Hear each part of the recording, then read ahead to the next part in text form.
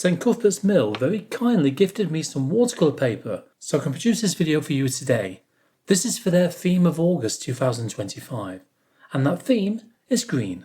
This lovely Bockingford paper is £140 cold pressed, and because it's cold pressed it has that lovely medium texture, and this paper is ideal for this pen and wash project. So thank you, St Cuthbert's Mill. Enjoy painting it.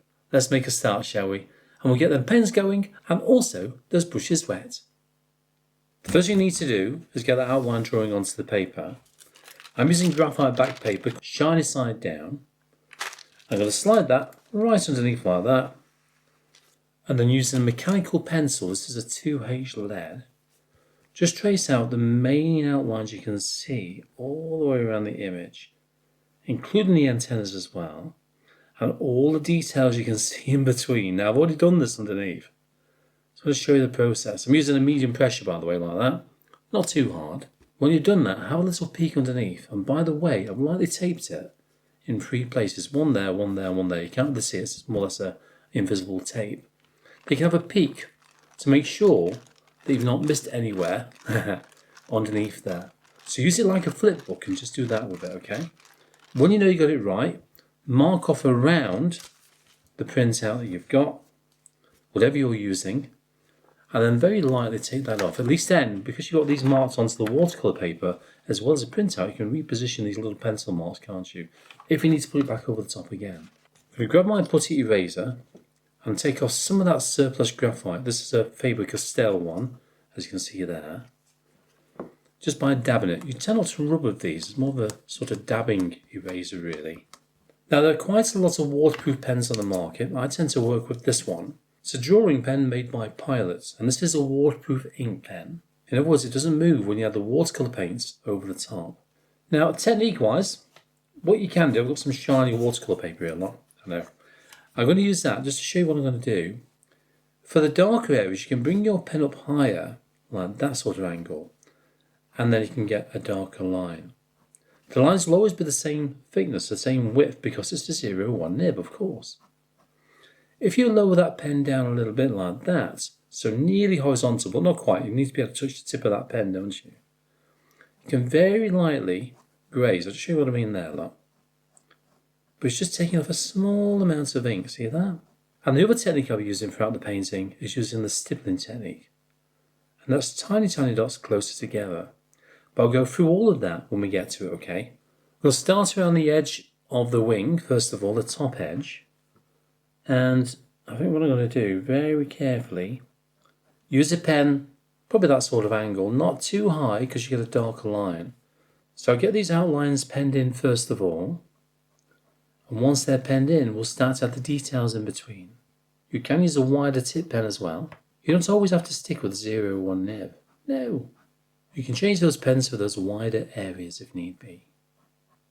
Don't fill it in just yet. Bear with me on this.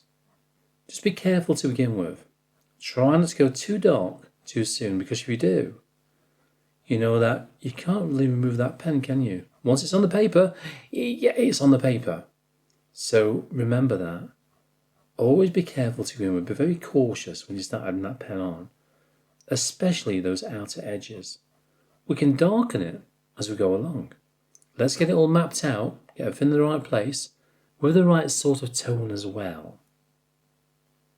Another little tip as well, when you're working on here, it's quite light on the underside, isn't it? So what I'm going to do, I'm going to use the lightest of lines, so I'm going to have my pen like that, look. But I'm going to skip. I don't mean with a rope or anything like that. Just skip the lines. Instead of just drawing one line like that or grazing a line, you're going to skip a grazed line. So skip, skip, skip, skip, skip, skip, skip, skip. Obviously don't make it too even because it will then look a little bit too false. So I'm grazing and skipping as I'm doing this. Yes, I know, not literally. What am I like? And all the way around to there.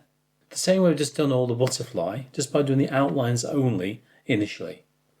Then we've got the vein of the leaf going through here. So I'll pop that in. And probably just beyond.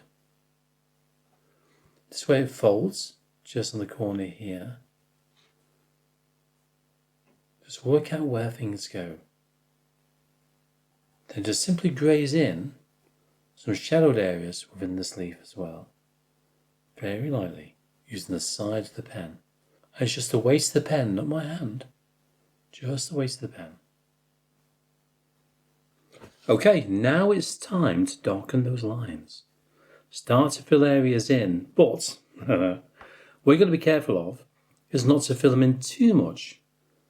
Because the problem is, if you go in too dark and you actually put too much black in, or too much ink in, then you find that when you add the colours over the top, they don't stand out. Because your lines are far too dark everywhere. So look at that photograph and see where it's really dark in places.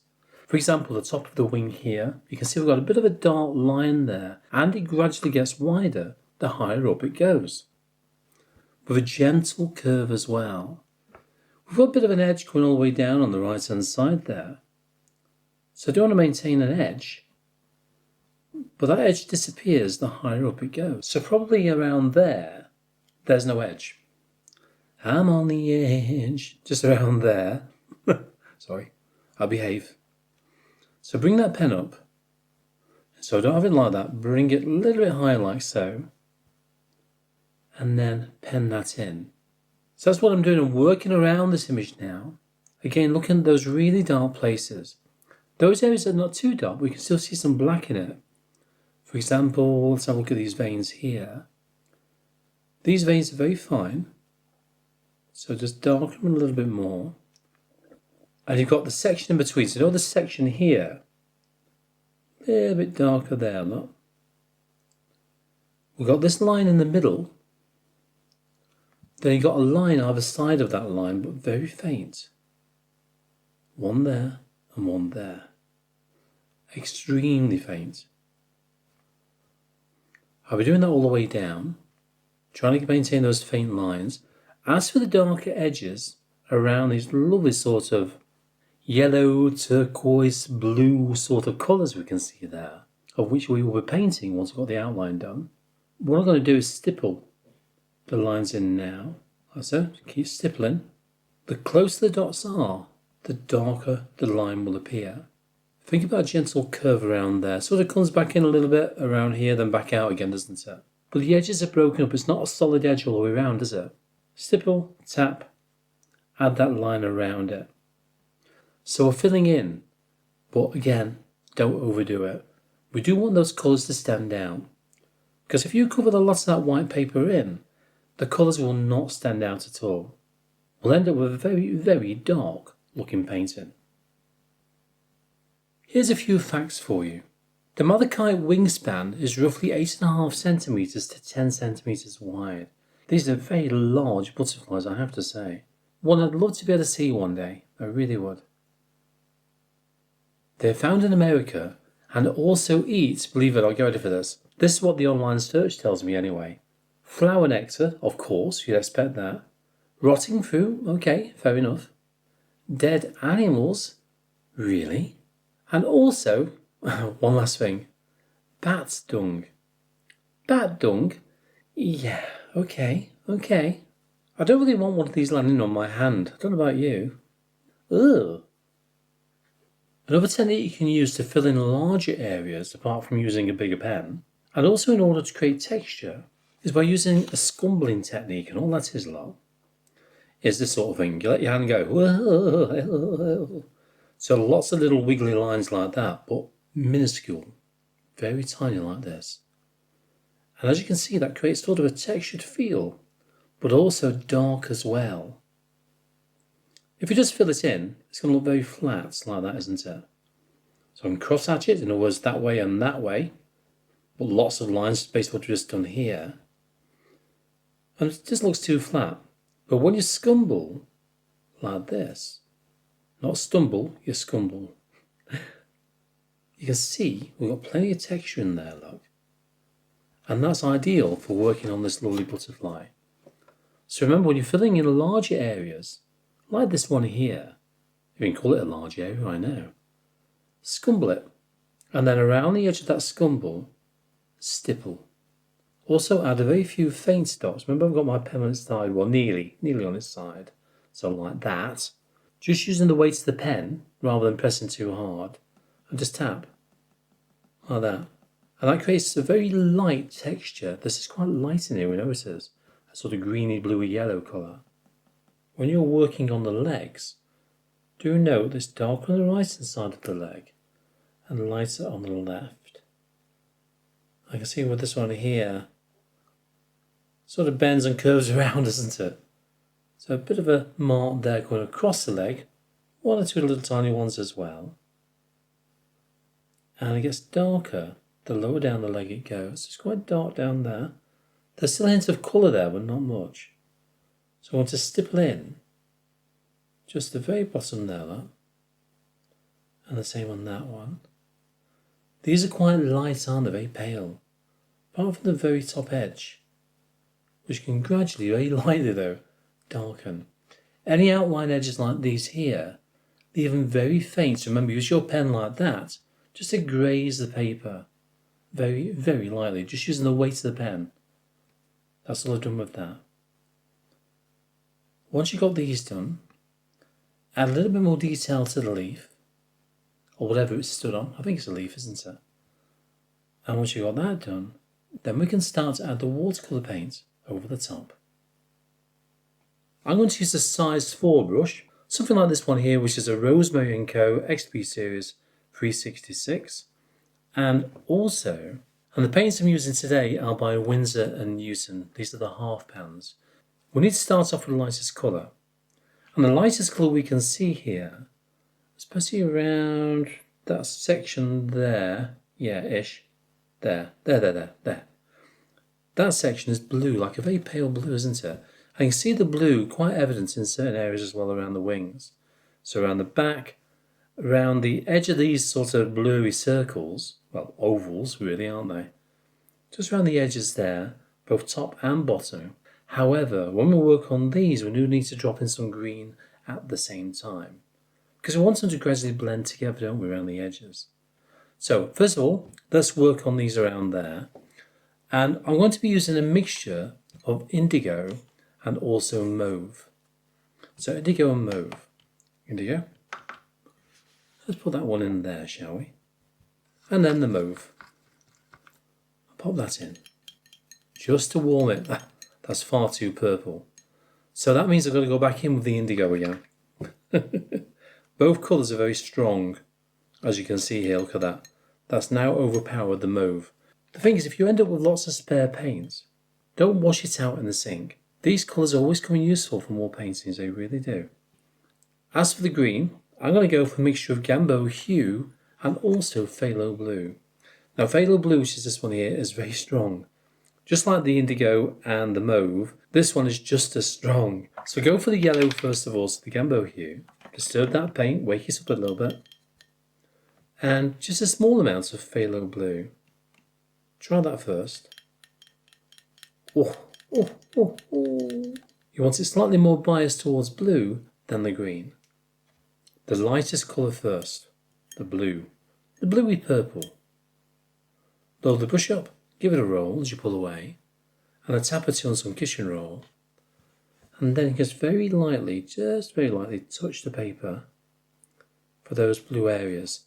And you only want a hint of blue. If it's too strong, come back in with a damp clean brush. Just very lightly soften it back so it's not too strong at all. Weaken that paint down. We'll do the same on, gotta make sure we get the right area here now. The same one around there. Tricky, isn't it? And also this area here, that one there. Okay, I think I've got it. So again, not too much paint on that brush. So looking around here, and also got to get right this area, just around there. That's the blue on that area there. We've also got some blue around this green here. Then we've got the whiter patches down there. They gradually turn into like a bluey purple, don't they? So in other words, this colour here. You can every now and then add a touch more mauve in there. Just put that in there like that. Grab some mauve. Add that in. So it's slightly more purple. Add it where it's needed, but don't go mad with it. Just remember, it needs to be very watery. Just a touch, and then lightly soften the edges down once you've done that. Don't try and do too many areas in one go, because it will start to dry on you fairly swiftly. But I also want to add a little bit of our green in there, in the middle of it. Just here, look. Just in the middle. If it's too much, lift some of that green off. Grab some of your purple and drop that in as well. And this is basically what we're doing all the way around those areas. If I dampen this large area here, I'll be switching between all these three mixes as I work my way down. A little bit of blue, like so, just on the very edge. Go to your green. Always remix them when you go back to them, because some colours can separate as well. And add your green in. Not quite enough on the brush. And then that's just going to touch that purple edge there. What I might do once this is dry, a little bit of our purple just as a line down, probably about a quarter way up, if you know what I mean, along that section there. Okay, do the same on the other ones now, following the same technique. Readjust it as much as you want to, or let it dry and readjust it thereafter. Well, let me just whisk forward to the next section for you. You know what you're doing with this now, don't you? Yeah, of course you do. When you work on this section around there, paint each section individually. So what I'm going to do is paint this little triangle here first of all. Drop in your blue, we go straight for the indigo with that small amount of mauve. And just add that one in. A bit more. That's better, Paul. I don't know. What am I like? And then drag that one up. You can put a little bit of green in there if you want to, nearly did. But I'm not going to. I'm going to go for blue. I like blue. And without touching the veins, preferably not, I want them to stand out a little bit more than that. I'm going to just very lightly dampen in the next section. So now I've got a bit of a barrier between that wash and this wash now. Very lightly. Not too wet, remember that. Very light like that. Take some of the water off so it's not too wet at all. I'm going to go with the purple first of all. The one where I've added a little bit more mauve within it. I'm going to go for the left hand edge first, just by stippling it in. And to be honest with you, the rest is actually kind of green, isn't it? I'm going to put it in here as well. It's only a small section, isn't it? Why not? Why not? We can do these things, you know, we really can. Just like to soften that edge there. Go for your green, yellowy green, and drop that in. Obviously avoiding the veins. Take some of that paint off the brush and very lightly blend it into that purple. There's that one section. I'm going to add a bit more green in there. Yeah, I can't resist the look, that's better. It just sort of blends together then, doesn't it? A touch of green in this one, of course. Now you can see that this green's getting a little bit more yellowy, isn't it? So while this is all still damp for both these two sections, get that twiddle there, I want it to blend. Clean brush. You don't want to go into your yellow with a dirty brush, because you know what will happen then, don't you? You'll taint that yellow. Tiny amount of yellow. Drop that in there. We'll blend it in a minute. And in there as well. Clean brush again. And then very lightly blend it. So it's slightly brighter. If it's too bright, you can just lift a small amount of paint off. Yeah, that'll do. So I'm going to do the same for the rest of these now.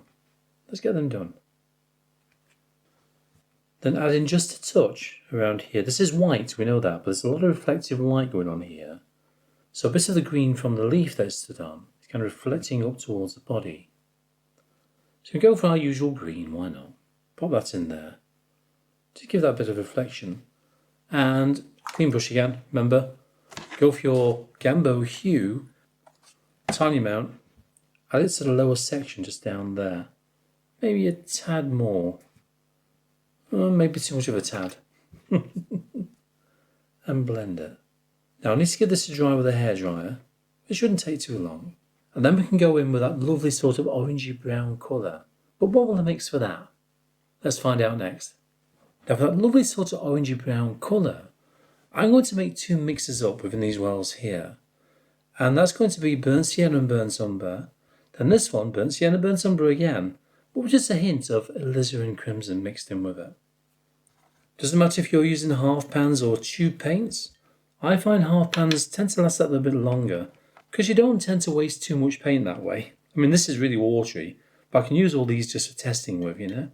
They come in very, very handy for that sort of thing. Burnt umber, this one here. Drop that in. Probably a little bit more of that. A touch of cadmium orange. And we'll drop that one in as well.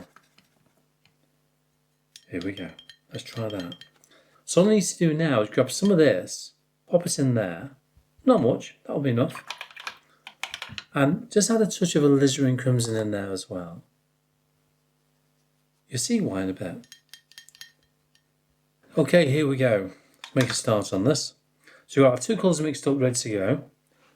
Let's start at the very top as usual and work my way down. One thing you have to be quite mindful of are where all those lighter areas are. We've got a white patch around there. So we need to ignore that one small section. Let's just do this gradually, shall we? So a tiny amount of colour. Too strong, water it down. Far too strong. I don't want it too strong around there at all. Otherwise it will simply overpower that painting. So you can water that down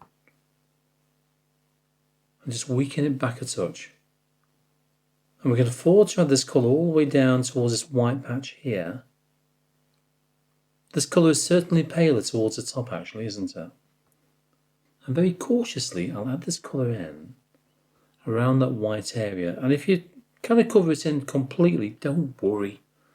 We can add some white in there anyway. I very often do. We can go against the norm, the traditional way of watercolours, where you're supposed to reserve the white of the paper pool. Well, I never do. I tend to use white paint a lot within my watercolours. And then this darker colour, this richer colour, you can add a touch of that around the edges as well, just to darken some of those edges down. Well, not so much darken them, is it? It's more enriching those edges.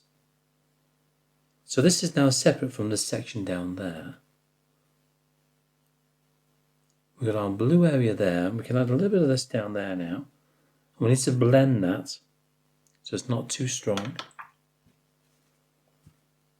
I've been working my way around the painting doing this now.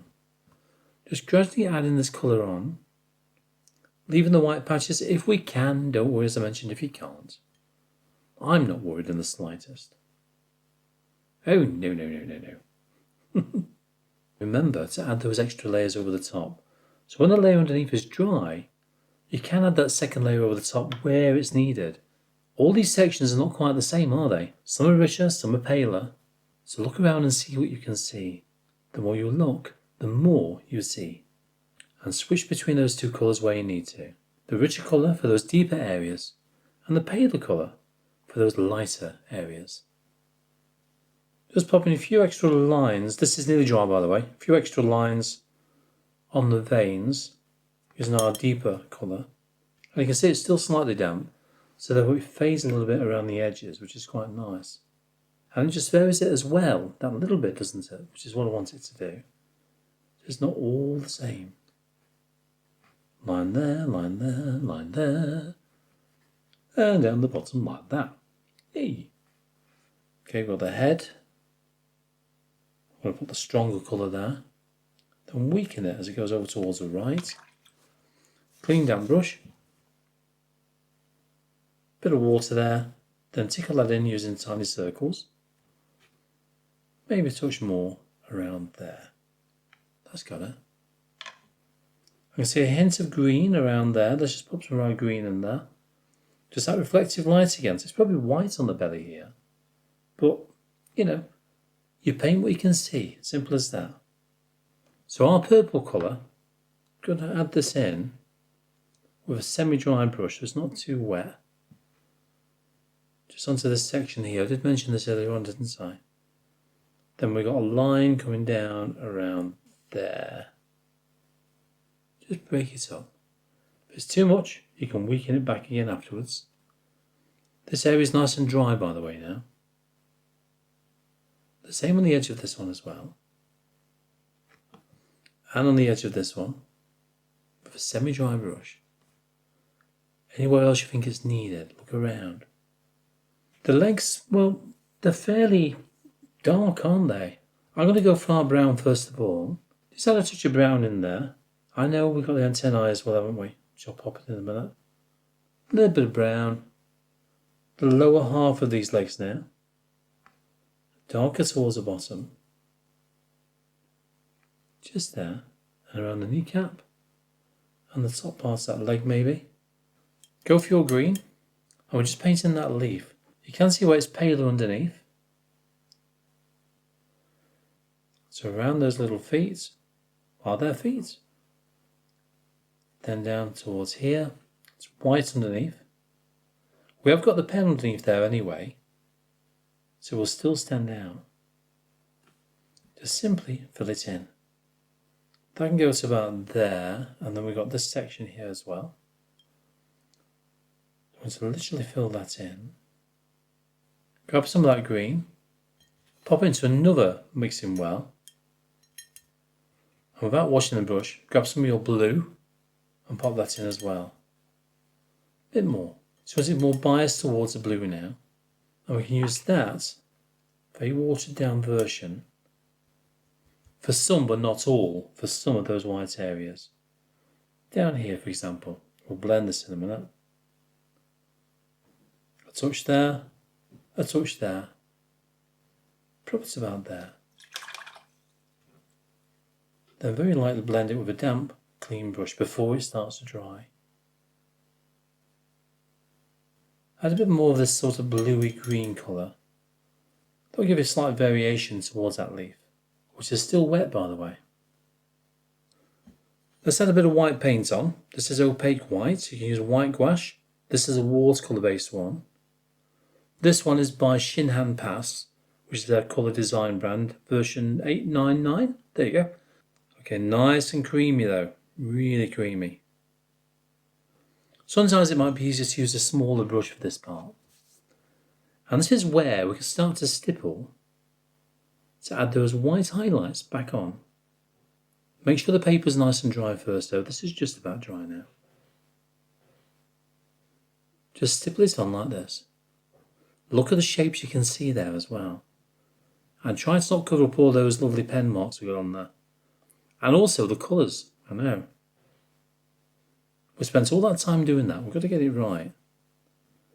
And make sure those whites are certainly white. I know it's like a clothes washing advert, isn't it? Are your whites white? Study each section as you go to them, okay? Make sure you don't put too much on. Less very often is best. And once you've got the white on, that's your opportunity then to tweak any of those colours. If you want to make them slightly stronger, you can. And I think, that should just about do. Down there, I reckon. Oh, I nearly forgot something. Usually when I sign a painting, that's it. I forgot the antennas. A little bit of our darker brown, our richer brown. Just down those. That's got it. I hope you enjoyed drawing and painting this one. I know I certainly did. So keep that ink flowing and also those brushes wet. Bye for now.